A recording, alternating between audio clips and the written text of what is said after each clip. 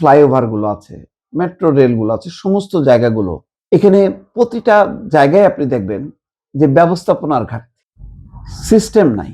এই সিস্টেমটা ডেভেলপ করাটা, ব্যবস্থাপনাটা উন্নত করা, এইটা প্রাইভেটে করবেন নাকি সরকারিভাবে করবেন, এটা সিদ্ধান্ত নেন। এবারের ঈদ যাত্রা নিয়ে অনেক আলোচনা, অনেক সমালোচনা। প্রশংসিত হচ্ছেন মন্ত্রী, বলা হচ্ছে বাড়তি ভাড়া নেই, ঈদ যাত্রা তুলনামূলকভাবে নির্বিঘ্ন। কিন্তু দেখেন তো, আসলে 1 মাস বয়সী এই সরকারের সমালোচনা করে লাভ নেই। এখন যা পরিস্থিতি সেটা গতানুগতিক, ব্যতিক্রম কোনো কিছু না। কয়েকটা দুর্ঘটনা ঘটেছে, প্রধানমন্ত্রী উদ্বেগ প্রকাশ করেছেন। কিছু দৃশ্য দেখেছি যেটা সোশ্যাল মিডিয়াতে আনন্দ হিসেবে দেখানো হচ্ছে, যে ট্রেন একটা টপ ভিউ, বিপুল সংখ্যক যাত্রী নিয়ে আসছে, একদম ট্রেনের ছাদ বোঝাই। এটা কিন্তু স্বস্তি দেয় না। এই দৃশ্যগুলো বিশ্বের প্রেক্ষাপটে যদি এটা প্রদর্শন করা যায়, তাহলে তারা বলবে যে বাংলাদেশের রেল ব্যবস্থা, বাংলাদেশের পরিবহন ব্যবস্থা আদিম যুগে আছে, যেখানে ট্রেনের উপরে ছাদে উঠে যাওয়া যায়। এটা অকল্পনীয় ব্যাপার। তাদের কাছে যেমন প্লেনের উপর কোনো যাত্রী পরিবহন করতে পারে না, তেমনি ট্রেনের উপরও পারে না।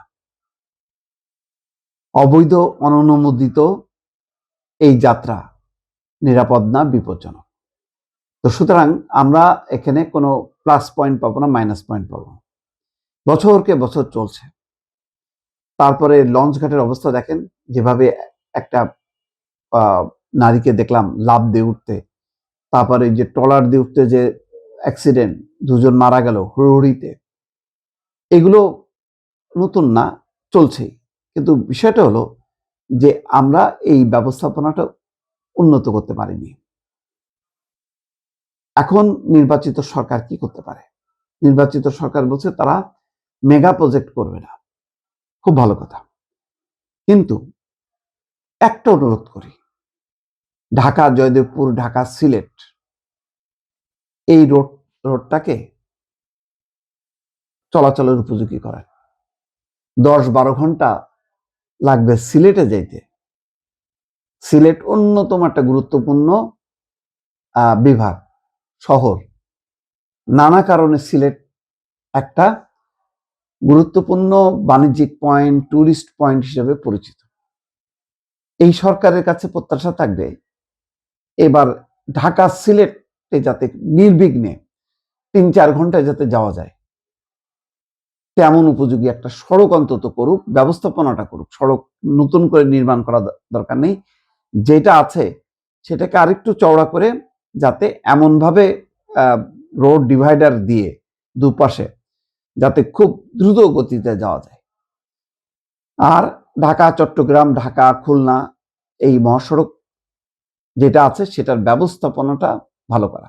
মোট কথা, এবারের সরকারের মূল চ্যালেঞ্জটা হচ্ছে নির্মাণ না, নির্মিত যে অবকাঠামোগুলো আছে সেগুলোর ব্যবস্থাপনাটা একেবারে স্ট্রং করা, আন্তর্জাতিক মানের করা। এইটা করতে পারলেই সংকটের সমাধান হবে। নতুন করে কিছু করতে হবে না। সরকারকে যেমন বলি রাজনৈতিকভাবে, যেই সিস্টেম আছে সংবিধানে, যেই সংবিধান, পার্লামেন্ট, নির্বাচন, এই ব্যবস্থাটাকে আগে কার্যকর করেন, করে তারপর আপনারা অন্য আরো উন্নত সংস্কারে যান। বিদ্যমানটা খারাপ এটা বলবো না, বিদ্যমানটা ভালো, কিন্তু আমরা এটা কার্যকর করিনি। আমাদের দেখেন যে ফ্লাইওভারগুলো আছে, মেট্রো রেলগুলো আছে, সমস্ত জায়গাগুলো,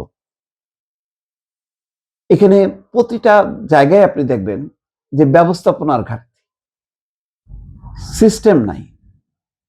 এই সিস্টেমটা ডেভেলপ করাটা, ব্যবস্থাপনাটা উন্নত করা, এইটা প্রাইভেটে করবেন নাকি সরকারিভাবে করবেন, এটা সিদ্ধান্ত নেন।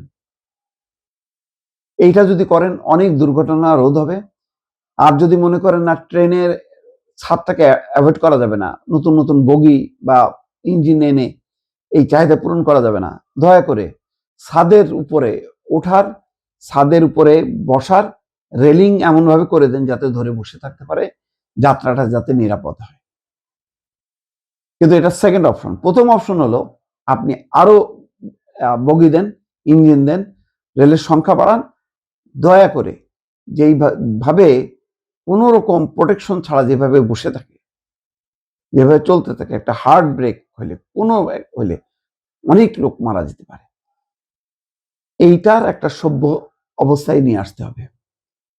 পৃথিবীর কোথাও আমি দেখিনি, জানি না আফ্রিকাতে ট্রেন চলে কিনা, আফ্রিকার দেশগুলোতে সেখানে এটা আছে কিনা, কিন্তু আমি ইউরোপ, আমেরিকা দূরে থাক, আমি এই মানে আমাদের প্রতিবেশী দেশ ভারতেও আমি দেখি না, আমি সিঙ্গাপুর, মালয়েশিয়া, থাইল্যান্ড এইসব দেশেও দেখি না। আমাদের দেশে কেন থাকবে? এই জায়গাটা যদি এবার মানে উন্নত করা যায় তাহলে বলবো যে সরকার সফল। সরকারের নতুন কিছু তৈরি করার দরকার নেই, যেটা তৈরি হয়ে আছে সেটার ব্যবস্থাপনাটা উন্নয়ন ঘটনার মধ্য দিয়ে নিরাপত্তা নিশ্চিত করা, ব্যবস্থাপনা জোরদার করা এবং সেবার মানটা বৃদ্ধি করা। এটাই থাকুক এই 5 বছরের চ্যালেঞ্জ, এটাই আমার প্রত্যাশা।